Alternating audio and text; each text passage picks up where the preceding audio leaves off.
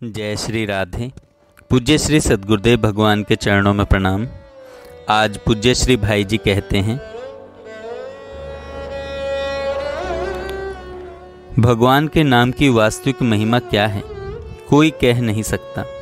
वह अचिंत्य है, अनिर्वचनीय है। नाम की महिमा लोगों ने जो गाई है वह तो कृतज्ञ हृदय से उद्गार मात्र है। अर्थात जिन महापुरुषों को नाम से अशेष लाभ हुए हैं उन्होंने उन अशेष लाभों को लक्ष्य में रखकर भगवान के नाम की महिमा गाई है। नाम के विषय में इसके आगे क्या कहूँ। तुलसीदास जी ने कलम तोड़ दी। राम न सके ही नाम गुण गाई। नाम जप में और मंत्र जप में इतना ही अंतर है कि मंत्र में विधि की प्रधानता होती है और नाम में श्रद्धा की। नाम किसी प्रकार भी विधि अविधि पूर्वक लिया जाए तो लाभदायक होता है और मंत्र का अविधि पूर्वक जप करने से कहीं कहीं उससे हानि भी हो जाया करती है। अतः नाम जप से सदा सबका लाभ ही लाभ है। साधक को चाहिए कि वह व्यर्थ का बोलना बंद कर दे और उठते बैठते चलते फिरते शुद्धि अशुद्धि में जीभ से बराबर भगवान का नाम लेता रहे। अपने जिम्मे का काम सब करें पर काम भर को बोले और जीभ को लगाए रखे भगवान के नाम जप में। व्यर्थ बोलना बंद कर देने से 4 लाभ होते हैं। झूठ छूटता है, पर निंदा छूटती है, व्यर्थ की चर्चा छूटती है और वाणी में शक्ति आ जाती है। जीभ के दोष से बचने के लिए यह आवश्यक है कि हम अधिक समय तक मौन रहें और इस प्रकार की प्रतिज्ञा अवश्य कर लें कि अनिवार्य हुए बिना बोलेंगे ही नहीं, तथा वह भी आवश्यकता भर, अधिक नहीं, और वह भी अच्छी तरह सोच विचार कर, जहाँ तहाँ जैसे तैसे नहीं। दूसरे यह निश्चय करें कि वाणी भगवान का नाम लेने के लिए मिली है, अतएव उसको बराबर भगवान का नाम लेने में लगाए रखना है। आवश्यकता होने पर कम से कम बोलकर पुनः भगवान का नाम लेना आरंभ कर देना है। वे लोग सचमुच बड़े भाग्यशाली हैं जिनको बहुत कम बोलना पड़ता है और जो निरंतर भगवान का नाम लेते हैं। प्रातःकाल उठने से रात्रि में सोने तक जीभ से निरंतर भगवान का नाम आता रहे, इसकी पूरी चेष्टा करनी चाहिए। इससे अपने आप बोलना कम हो जाएगा और पर चर्चा को अवकाश ही नहीं मिलेगा। भगवान का नाम न भूलें, भूल जाए तो इसके लिए खेद हो। भगवान नाम जप करते समय उसे सुनते रहें, इससे मन को उसमें लगाना पड़ेगा। बिना मन के उसमें लगाए नाम सुन न सकेंगे। मन में यह विश्वास होना चाहिए कि नाम भगवान ही है। भगवान जब हमारी जीभ पर आ गए तो भगवान के सारे दिव्य गुण हमारे अंदर आ गए। भगवान के गुणों को अपने अंदर उतरता देखें। नाम मुख में आते ही अपने को माने कि मैं पवित्र हूँ। नाम नामी एक है। अतएव भगवान के नाम जप के समय यह अनुभव करें कि भगवान मेरे हृदय में आ रहे हैं, भगवान की झांकी मेरे हृदय में उतर रही है। नाम की शरण हो जाए, दूसरे किसी साधन की उपेक्षा एवं अपेक्षा न करें। भगवान के नाम पर अपने को निर्भर कर दें। नाम सर्वशक्तिमान है, यह विश्वास करके उसी पर निर्भर हो जाए, अर्थात अपने को उस पर छोड़कर निश्चिंत हो जाए। अपना भला कब कैसे होगा इसके विषय में निश्चिंत हो जाए। शरणागत कुछ मांगता नहीं, वह कुछ चाहता नहीं, वह भगवान पर ही निर्भर रहता है सब प्रकार से। अपना भला किसमें है इसका निश्चय भी वह नहीं करता। वह भगवान से कहता है, मेरा भला किसमें है तथा कैसे उसे प्राप्त करना है यह आप जाने। नाथ, आपकी शक्ति से ही सब काम होगा और वही काम होगा जो आप चाहेंगे। वाणी को भगवान के नाम में लगा दें। कम से कम जितनी बात जब जिस रूप में बोलने आवश्यक हो उतनी ही उस रूप में बोलें। बाकी समय में अपने को मौन सा करके भगवान का नाम जप करता रहे। जीभ से भगवान का नाम लेता रहे और अपने कानों द्वारा उसे सुनता रहे, अपने कानों द्वारा उसे सुनता रहे। यह मानसिक जप है, इसका बड़ा महत्व है। वाणी का संयम करने का एक ही उपाय है, भगवान नाम जप एवं स्वाध्याय को वाणी का विषय बना ले। जीभ के लिए भगवान के नाम का जप ही एकमात्र काम रह जाए। जीभ के लिए भगवान के नाम का जप ही एकमात्र काम रह जाए, दूसरे किसी भी काम के लिए उसमें से समय निकालना ना पड़े। जो व्यक्ति इस प्रकार का जीवन बना लेता है, वह जहाँ रहता है वहीं उसके द्वारा जगत को एक बहुत बड़ी चीज अपने आप अनायास मिलती रहती है। जीभ स्थूल अंग है, कर्मेंद्रिय है, पर यदि वह भगवान के नाम के साथ लगी रही तो यह जीवन को खींच ले जाएगी और जीवन के अंत में भगवान का नाम आया कि काम बना। भगवान के नाम के जप का अभ्यास होने के बाद मन से सोचते और हाथ से काम करते रहने पर भी जीभ से नाम अपने आप निकलता रहेगा।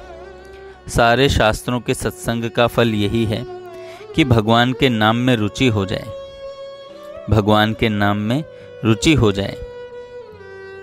श्री भगवान के एक भी गुण का रहस्य, एक भी नाम की महिमा, एक भी चरित्र का प्रभाव, एक भी शक्ति का तत्व जान लिया जाए अथवा एक भी रूप की जरा सी भी झांकी का ज्ञान हो जाए तो फिर भगवान से क्षण भर के लिए भी चित्त न हटे।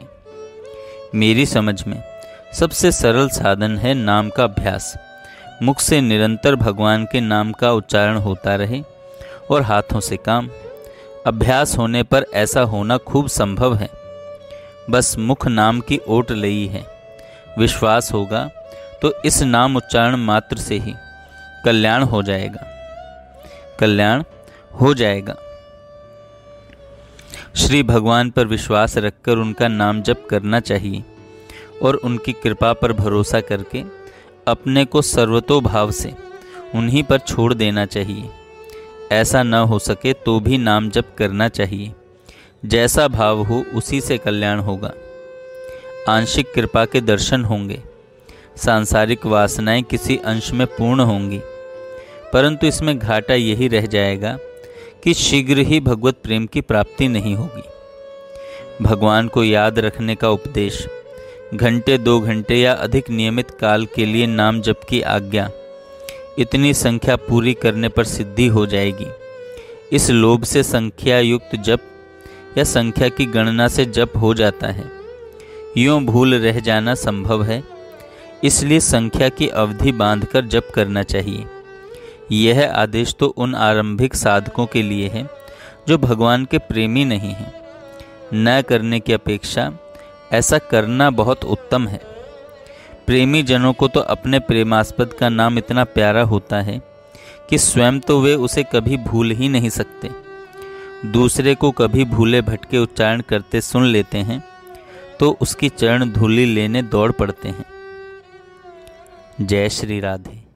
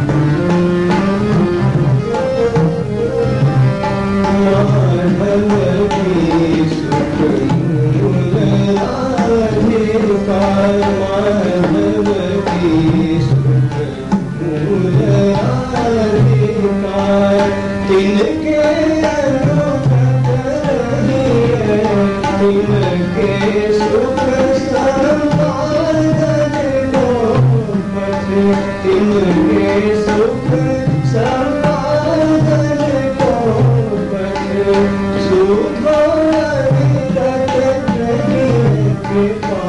जो राधा जो की चाहिए।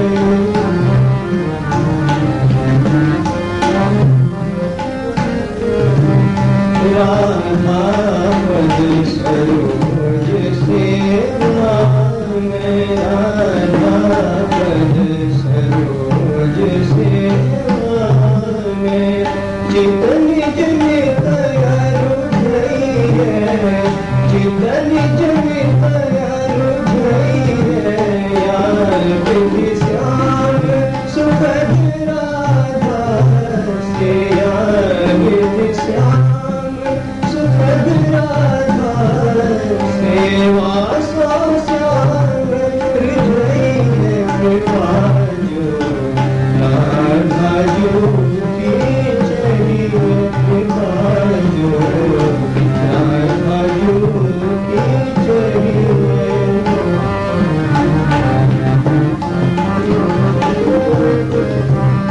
रिझत श्याम राधिकारानी, रिझत श्याम राधिकारानी,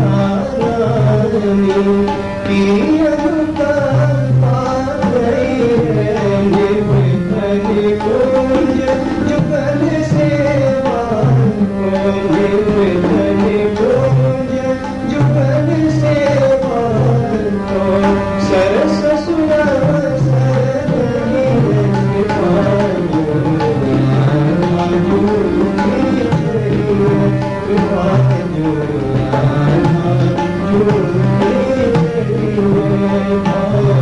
राधा वर की सेवा में, राधा वर की सेवा में, तन मन सदा वही है, चित निज नित अरुझइए, कृपा जो राधा जो की चाहिए, कृपा जो राधा जो की चाहिए। जय श्री राधे।